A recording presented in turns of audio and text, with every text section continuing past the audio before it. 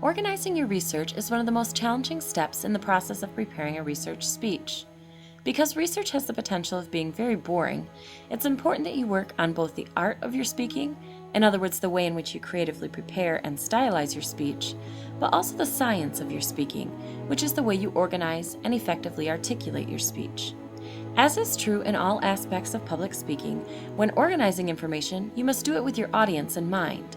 Since decoding information is an activity of the brain, it's important that when we encode our messages, we're thinking about the audience's brains. How will they process the information? How much can they handle? How can you encode the information in a way that keeps them interested? Well, first off, there's a lot of research that supports the idea that our human brains have a hard time processing and understanding information that is not chunked. In other words, information must be clumped together in understandable categories or chunks for us to best understand it. Without chunking information, listeners are often lost in a sea of facts that make no sense because there's no rhyme or reason to their existence. Think about it. We all have teachers that we tune out. Sometimes it's just because of the style or art of their speaking, but oftentimes it's because of the way they organize or fail to organize their information. If it's too hard to make sense of, speakers' audiences will tune them out. As an example, try this. In a moment, I'm going to put several words up on the screen.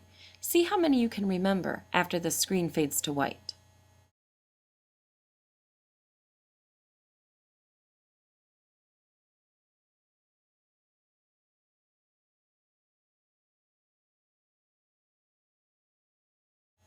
How many can you list? Try it. Now let me chunk these items and see how you do. The first list is things that you could find in the bathroom. Think of hair and nails, shampoo for wet hair, blow dryer to get hair dry, and a rubber band for dry hair, clippers and nail polish for nails. The next list is the living room. Picture yourself laying on the couch and watching your favorite DVD with the lights out and a candle lit, with your dog in a nearby leather chair. And finally, the last list is the bedroom. Think bed and closet. A bed with sheets and a pillow, and hangers and a sweater in the closet. Now try to list all 15 items. Can you do it? I gave you the same amount of time for each time I showed the list. Which time was it easier? Of course, it was easier when I chunked the information and gave you visual clues to remember the information. The chunking helps with the short-term memory, and the visual clues help with remembering the information or your long-term memory. Generally, the human mind does best with chunking things in 3s or 4s. Think about your phone number. It's 10 digits long, but it's chunked in 3, then 4. How about your social security number? It's chunked in 3, then 2, then 4. Notice in the list activity how I gave you only 3 chunk or categories for the information. Again, this is what is easiest for the human brain. More would begin to feel overwhelming. The same is true with speeches. Generally, 3 main chunks or main points are best. Information is information. It doesn't change. What can change is how you organize and present the information. That's what makes your speeches understandable and memorable. So let's get started in the 5 basic ways to organize your research for your audiences. Way number 1 is topical. This is the organization method that most of you will probably use for your informative speech. Topical organization breaks up your topic into distinguishable segments, where each subtopic is part of the whole. As an example, let's say you were doing a speech on the meaning of dreams. Perhaps your 3 subtopics or 3 main points were number 1, how and why we dream, number 2, conscious effects of dreams, and number 3, common images in dreams and what they mean. Notice how each main point is a subtopic of the bigger topic of dreams. The main points aren't necessarily related to each other, but they are each a chunk of the speech topic of dreams. Another way to organize information is chronological. Chronological organization sets up a timeline for your topic. For example, let's say you were doing a speech on the meaning of Halloween. Perhaps your 3 main points might be, number 1, how Halloween began, such as All Saints' Day and All Hallows' Eve. Number 2, the evolution of Halloween, like the practices in the Middle Ages. And number 3, how Halloween became what it is today. In other words, meanings of popular Halloween icons and phrases. Or maybe your topic is the history of Coca-Cola. Your 3 main points might be number 1, the birth of Coca-Cola, number 2, how and when Coke became popular, and number 3, the future of Coke and Coke products and collectibles. Notice how each main point is part of a timeline of the bigger topic. Some topics automatically lend themselves to a timeline. If yours does, you may want to choose chronological organization for the information of your speech. A third type of organization is spatial. Spatial organization organizes points by mapping them geographically or according to space. As an example, let's say you were doing a speech on the global AIDS epidemic. Your 3 main points might be, number 1, the current AIDS pandemic in sub-Saharan Africa, number 2, the impending AIDS pandemic in China, and number 3, the face of AIDS in America. Notice how each of the main points covers a different geographical location and takes the listener around the globe from Africa to China to America.